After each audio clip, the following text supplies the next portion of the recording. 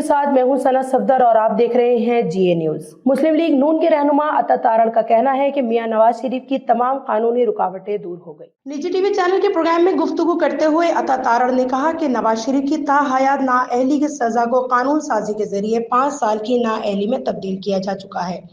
انہوں نے بتایا کہ اب کوئی سیاستدان 5 سال سے زائد نااہل نہیں رہ سکے گا، جبکہ دوسری جانب پروگرام میں شریک ترجمان تحریک انصاف نعیم حیدر پنجوتا نے کہا کہ میاں نواز شریف کی نااہلی کی سزا برقرار ہے، کیونکہ آرٹیکل 12 کے مطابق جس وقت جرم ہوا ہے اس وقت کا قانون لاگو ہوگا۔ انہوں نے کہا کہ سپریم کورٹ کے فیصلے کو محض الیکشن ایکٹ کے اندر ترامیم کر کے رد نہیں کیا جا سکتا، اس لیے نواز شریف کی تاحیات نااہلی کی سزا برقرار ہے۔ پاکستان اسٹاک ایکسچینج کاروبار کے دوران تاریخ کی بلند ترین سطح پر برقرار ہے۔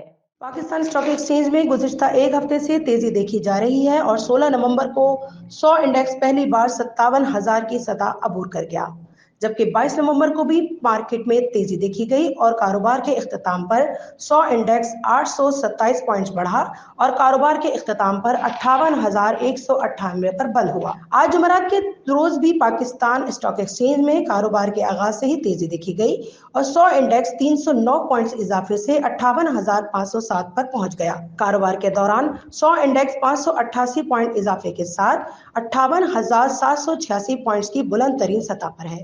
حماس نے غزہ میں اسرائیلی فوجیوں اور ٹینکوں کو قریب سے نشانہ بنانے کی ویڈیو جاری کر دی۔ حماس کے القدس بریگیڈز کی جانب سے اسرائیلی گاڑیوں کو نشانہ بنانے کے حوالے سے بیان جاری کیا گیا ہے۔